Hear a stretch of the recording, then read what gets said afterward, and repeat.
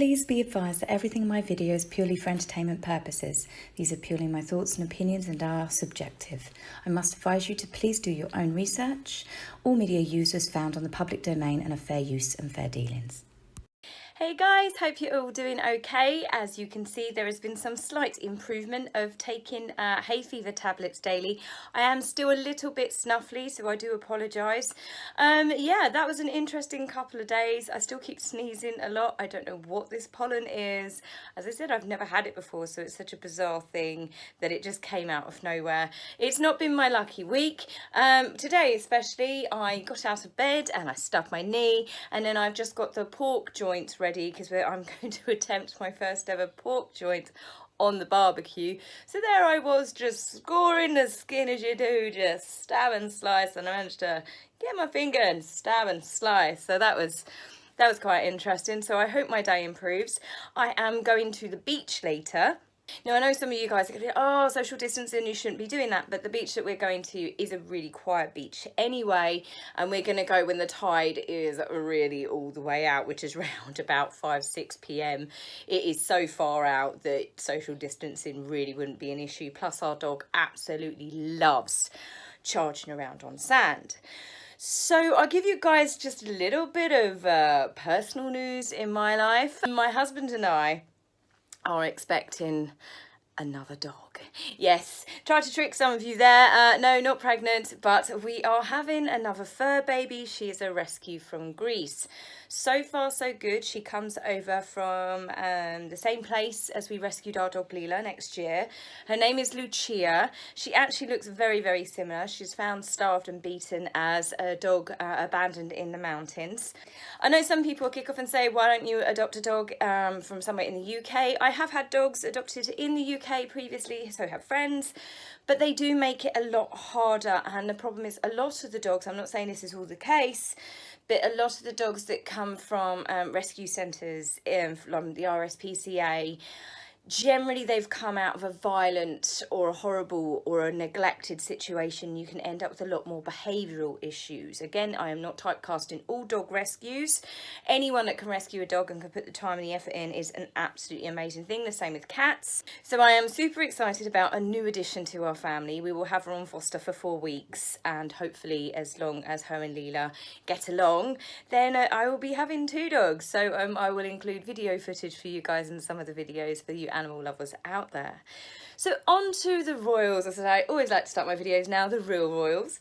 Catherine and William have been doing something quite fun. They did bingo. They did an online bingo Zoom chat with a nursing home called Shire Hall in Dorset, and it was quite funny. I'll show you a clip here of William and Catherine reading out the numbers, and they were obviously having a really, really good giggle. It was nice for the staff and for the people inside the care home.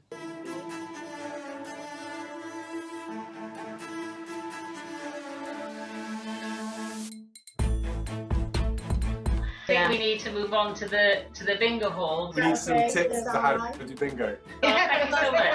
Thank you. And You we'll just see you call in the the room. numbers. You just call Yes. the numbers. You'll be fine. All right. Catherine's going to pick out the first ball. Okay. So the first number is 5 and 8, 58. One little duck, number 2. 8 and 7, 87. 6 and 2, tickety boo. Yay! You won the bingo. And this one. Oh, Hi Joe. Hello, Joe. Well done. how are you? Doing very well, thanks. How did we do a bingo? Was it okay? Yeah, very good. It wasn't as good as it should have been. All these little video clips that we see of the Cambridges mucking around, anything from Prince William with Stephen Fry and them just talking about the children and giggling. I love it. It's put them on a whole different personal level to me, and I think they have a really fantastic couple, and I enjoy reading about them. I always did. I was always interested in them, but they were always so far. Like I said before, you'd read a newspaper article, there'd be photographs, but now you actually get to see their personalities, and I bet they have such a laugh at home, and that's why the Cambridge children all come across so well behaved, little bit cheeky but very, very polite. So, on to the ex-royals. Well, this video, everyone's gone silent. Has anyone else noticed this? Or they haven't gone silent, they've gone in the opposite direction. Right, first up that piqued my interest on here was Gayle King popped up out of nowhere. You know, Gayle King, who met Meghan for the first time when she got invited to her baby shower in New York, which is a bit weird because you just, you know, invite famous people to your wedding and then your baby shower. So anyway, Gayle King came along. Now, she is Oprah's right-hand woman. Now, Gayle King has popped up and she has made it very clear that Oprah had nothing to do with the arrangement of Tyler Perry's mansion. Well, I find that strange. One, Oprah is obviously clearly good friends with Tyler Perry, and that was the only connection that we could all gather, because when would Harry's paths have ever crossed with Tyler Perry or Meghan being the, some people say B, say C, but I'll go for Z-list actress, right down the bottom of the food chain in Canada, come across someone like Tyler Perry and not just know him, but to be able to get hooked up into one of his free mansions. So, I mean, you've got all of those questions there, but it's the fact that Oprah has made a point, not directly herself, but through her right-hand woman, to distance herself from this arrangement. And you've got to think, why? Is this a bit like rats deserting a sinking ship? Next up we have Victoria Beckham. Now, Victoria Beckham has openly showed her support to the Cambridges for the work that they do for Heads Together. It is a wonderful cause for any of you that read about it, but I just find it quite funny that Victoria Beckham has actually, you know, put her name to it quite openly, saying that she supports them. Now, given the fact that there was an open falling out with Meghan and Victoria, for those of you that don't know about it, it was a pretty shitty thing that Meghan did. Basically, when Harry and Meghan first started dating, Harry was really good friends with David Beckham. So Victoria tried to take Meghan under her wing. She gave her telephone numbers for facialists, places to shop, places that they could go. And apparently Meghan lapped it up. She practically love-bombed Victoria. Anyway, Meghan had started asking, could she wear her designs for free? Now, Victoria, and I'll give her dues here, she doesn't let anyone, all of her friends, she doesn't let anyone have free clothes. She'll give it to them at a discount, but she will not give it to them for free. Upon this happening, Meghan started saying to Harry that she thinks that Victoria's been selling her out, and photos had started appearing of Meghan coming out of one of the facialists. I think it's Sarah Chapman's office. I don't think Meghan looks too shocked to be papped, do you? But so she blamed Victoria for being outing her to the media. It's like, Victoria Beckham on the scale of fame is up here. Meghan was so far down you can't actually see where she was. So I can't see Victoria doing that. She's always, I mean, she had when she was a footballer's kind of wife, she got in a little bit of drama there. But otherwise, she does come across as someone that keeps herself to herself. Why on earth would she sell stories on Meghan? But the worst bit was Harry automatically reacted to it, had a go at David Beckham, and obviously him and Beckham's relationship, because David stood by Victoria, had, well, I just don't think it turned out that well. I personally can't blame Victoria if she was miffed about that entire situation. It was embarrassing for Victoria Beckham to have her face splashed across the newspapers like she was trying to throw Meghan under a bus or sell out stories for her. And I'm sorry, but if the t-shirts are made, I would totally be Team Beckham in that instance. So the Clooneys, here's another one. Oh, where do we go with this one? So George and Amal were invited to Meghan and Harry's wedding. And again, how would their paths have ever crossed previously? Harry potentially with George, because George is a regular actually at the palaces, because he and Charles get along apparently like a house on fire. There have been several events where George and Amal have been there. They have paid to go to like the exclusive dinners that Charles throws. He charges money for people to attend, to sit on his table, but obviously all of the proceeds go to whichever particular charity that Charles supports. But you will often see George and Amal there. Now, George initially did stick up for Meghan, talking about, you know, that whole boring narrative that was so freaking over now of, oh, she's being harassed like poor Diana, blah, blah, blah, blah, blah. No, she wasn't, George. This was just manipulation. Meghan definitely wasn't harassed or put through any of the grief that Diana was put through. And so anyway, they've gone quiet. You haven't heard George or Amal, even though they're in LA now. You didn't see George and Amal offer one of their mansions to put them up in, although they had previously done so. I think there was a story that came out that they offered them to go stay at their Lake Como villa.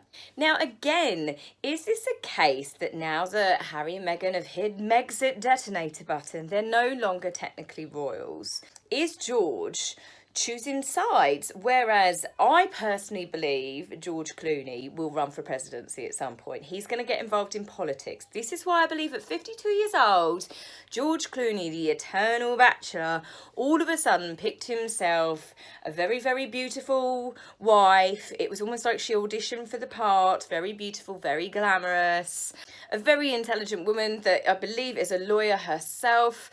And then they popped out 2 kids pretty much immediately. Now this, I think, is George Clooney building up his image because, you know, it's going to look a bit weird, isn't it? You know, a president getting voted in, you know, just being a single bachelor, rumours about, you know, is he into ladies? Is he into men? And anyway, so that's enough about George. But George is going to know where his bread is buttered. If he intends to stay into politics or head in that general direction, who's he going to want on his side? Is he going to want Harry, hapless Has, and Meghan, the terrible actress? Or is he going to stick with favour with Charles? I think we all know the answer there.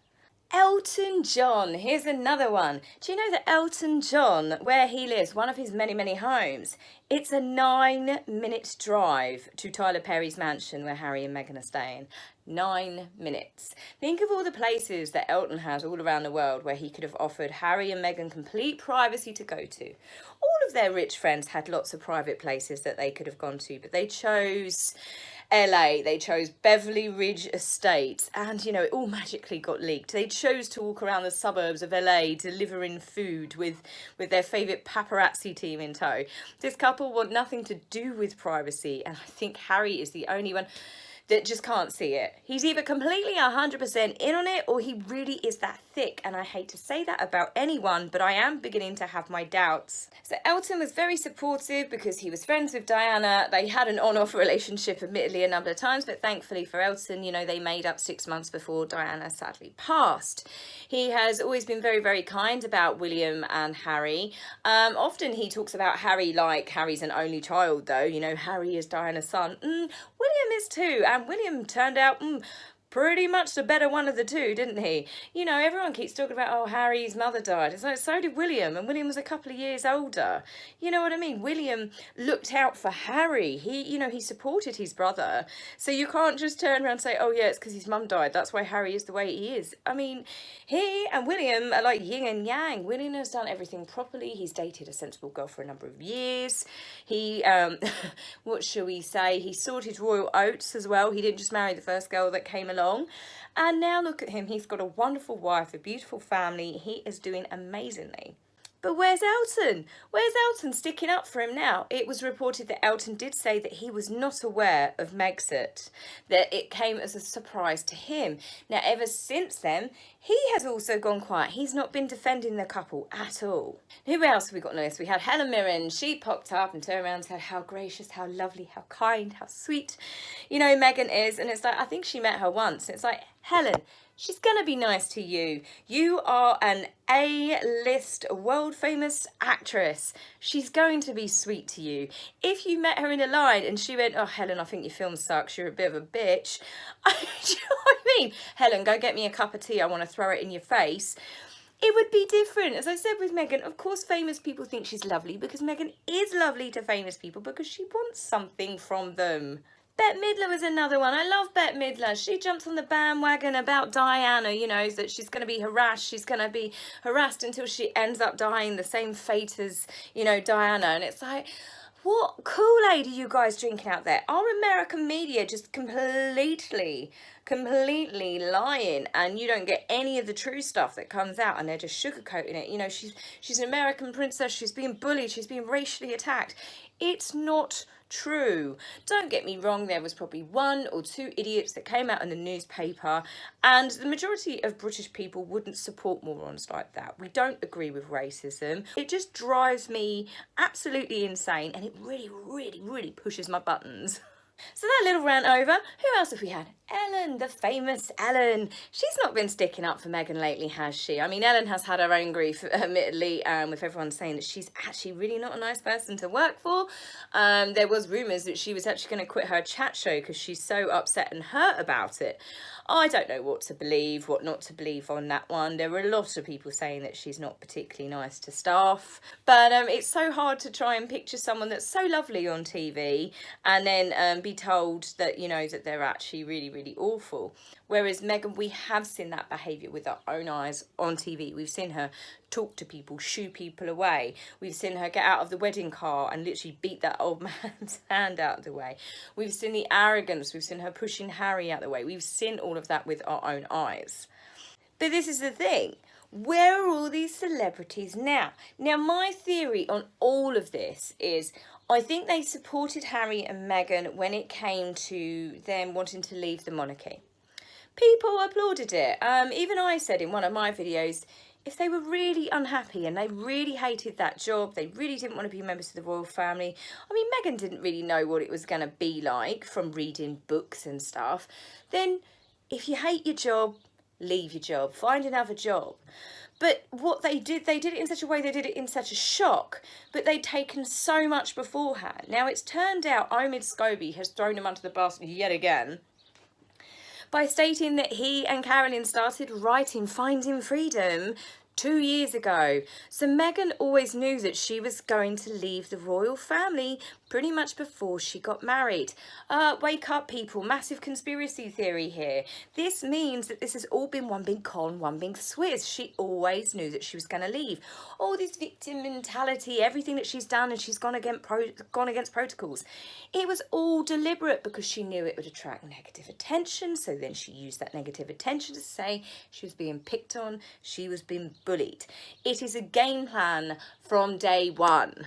I personally think that when the support changed from supporting them and then wanting to leave was the fact that they didn't just want to leave, did they? They wanted to take everything with them. Harry and Meghan not only announcing Megxit when they did after they had been given a luxury 6-week break by the Queen after, working 2 days since they came back from their Africa holiday tour. You know, they were so stressed. It turned out it was all a pack of lies. Those 6 weeks or however long they were there was spent setting up deals, setting up moving to other places. It was just all but one big swizz. But it was the way they attacked the Queen, and this is where I think a lot of these celebrities have suddenly gone quiet. It was one thing to proudly support them for them to leave the monarchy, but they shot themselves in the foot by putting on their own website their list of demands. They demanded that they had received full taxpayers protection forever because they're internationally protected people. No matter where they go, the UK taxpayer should have to pay for them. Now, bearing in mind they wanted to be a roving royal, you can imagine how much money that would have already equated to, let alone them jet-setting all around the world, which were their intentions. Then, I think the most offensive one was when they attacked back and said the Queen does not own the word royal. We can use the word royal if we want to. How unbelievably rude and savage was that? This is the Queen of England that Meghan got given everything by. Meghan came from nothing. She came from a poor background. She worked her way up. Okay, but the best she ever got was working as a D-list celebrity on a cable TV show unknown. Now, I'm going to finish this video off on something which I don't know if it'll make you laugh or not, but it really, really did me. Interpret it as you will.